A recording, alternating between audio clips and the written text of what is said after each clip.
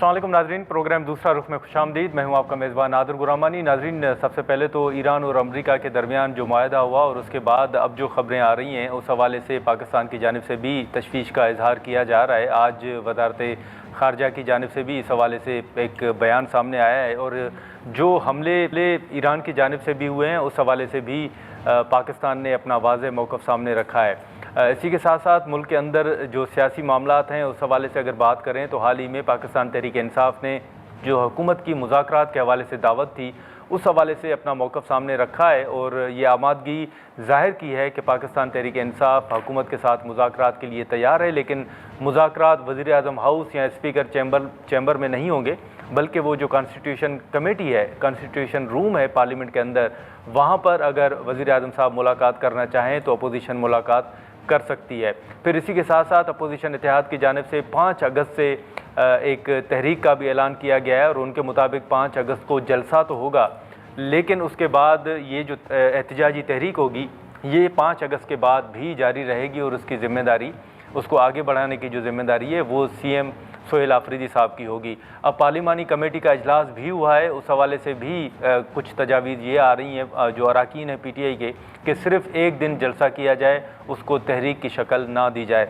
नासिर भट्ट साहब और नईम हैदर पंजोता साहब हमारे साथ मौजूद हैं, गुफ्तगू करेंगे। भट्ट साहब आपका, नईम साहब आपका बहुत शुक्रिया।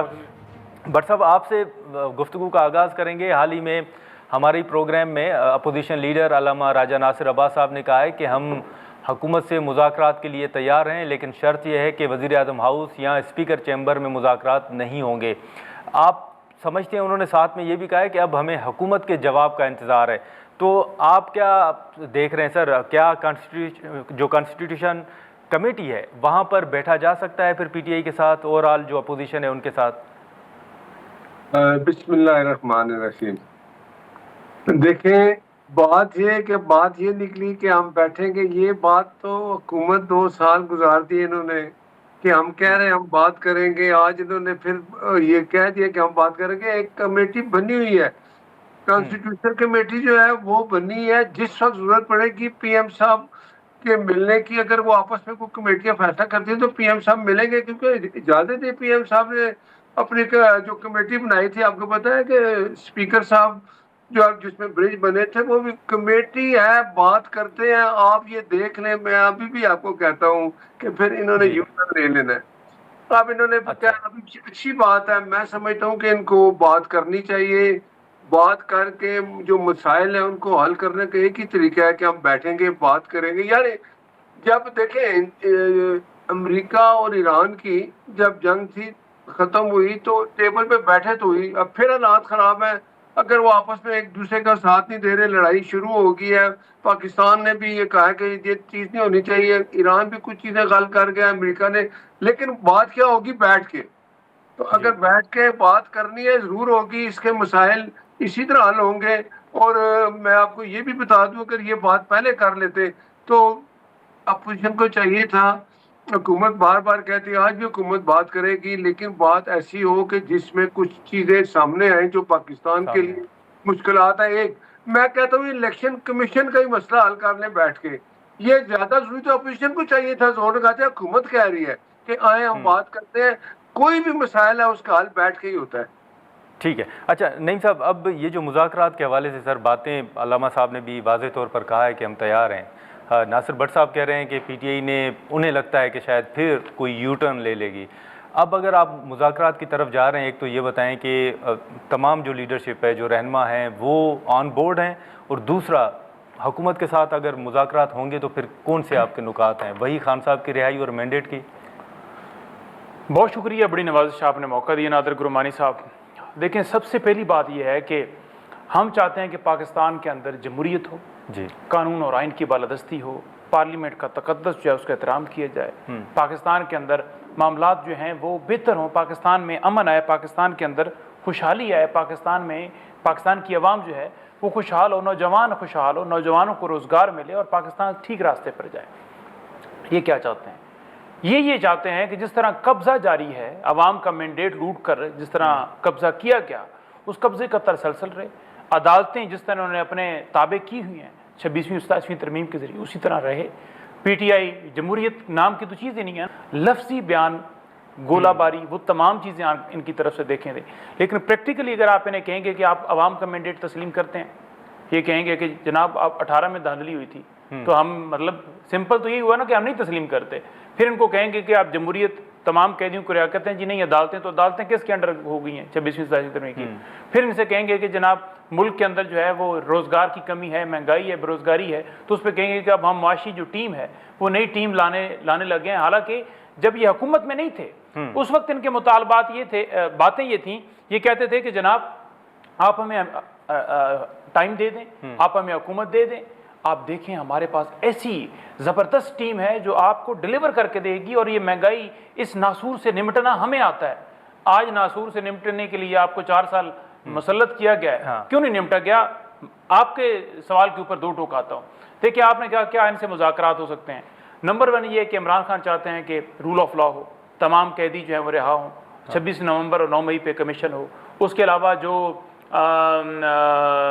باقی ہے مینڈیٹ ہے اس کی واپسی ہو، یا نیا الیکشن بھی اگر کراتے ہیں 6-8 مہینوں کے اندر فری اینڈ فیئر الیکشن ہو. لیکن کسی ایک نقطے پہ بھی یہ رضامند ہو سکتے ہیں؟ نہیں ہو سکتے.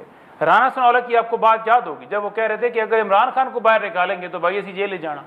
دوسری طرف آپ دیکھیں تو جب مینڈیٹ کی بات ہوتی ہے تو کہتے ہیں مینڈیٹ اگر ہم ان کو دے دیں واپس یا فری اینڈ فیئر الیکشن کرا دیں تو ہم سے تو حکومت کرسی جائے گی. تو کیا یہ حکومت کرسی چھوڑیں گے؟ تو یہ جو ڈیڈ لاک ہے یہ ختم ہی نہیں ہو سکتا، کیونکہ یہ ملک کا نہیں سوچ رہے. ہم کہتے ہیں کہ ملک کا سوچیں فری اینڈ فیئر طریقے سے. تو بٹ صاحب اب مذاکرات تو چلے ہوں گے، لیکن جن نکات کا ذکر نعیم صاحب کر رہے ہیں، آپ سمجھتے ہیں کہ مینڈیٹ کی واپسی، خان صاحب کی رہائی، یہ ان نکات پر حکومت بات کر سکتی ہے؟ کیونکہ رانا صاحب کا بھی وہ بیان کوٹ کر رہے ہیں. دیکھیں نعیم پچوتا صاحب کو پتہ نہیں یہ پی ٹی آئی والے کیا سمجھتے ہیں، ہمیں واپس حکومت دے دیں، ہمیں حکومت میں لے آئیں، وہ فلاں کر دیں. او بھائی آپ مجھے بتائیں، جب میں 2018 کی اس لیے بات کرتا ہوں کہ 2018 میں جو کچھ ہوا، میں کہتا ہوں کہ 2024 میں جو کچھ ہوا، ایک بات مجھے بتائیں کہ آپ اور ہم جتنی سیاسی جماعتیں ہیں، اگر ہمیں الیکشن پہ اعتراض ہوتا ہے کہ الیکشن ٹھیک نہیں ہوتا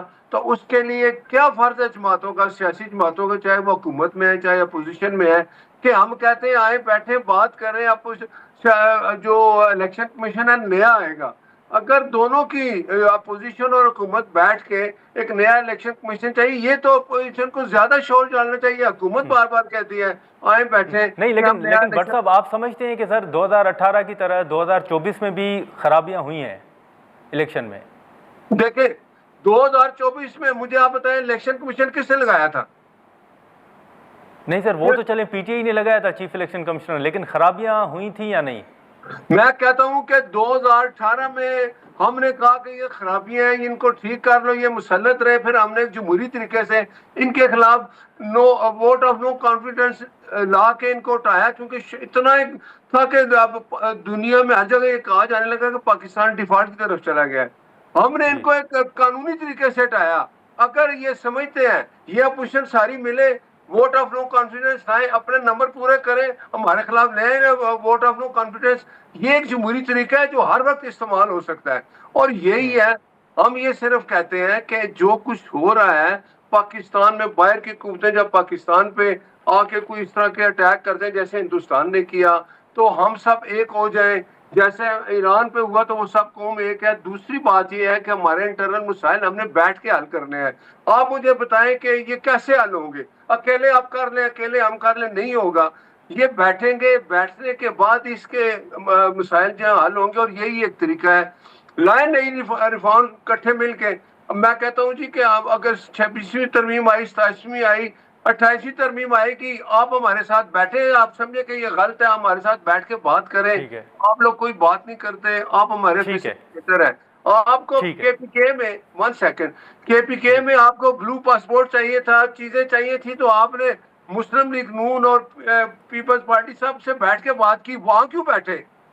یہاں بیٹھے. ٹھیک ہے بٹ صاحب اگر اجازت دیں تو میں یہاں پر ایک مختصر سا بریک لیتا ہوں، اور یہ جو بلو پاسپورٹ کا آپ نے ذکر کیا اس کو بھی ہم آگے بڑھاتے ہیں. ناظرین یہاں پر ایک مختصر سا بریک لیتے ہیں اور بریک کے بعد گفتگو کو آگے بڑھاتے ہیں.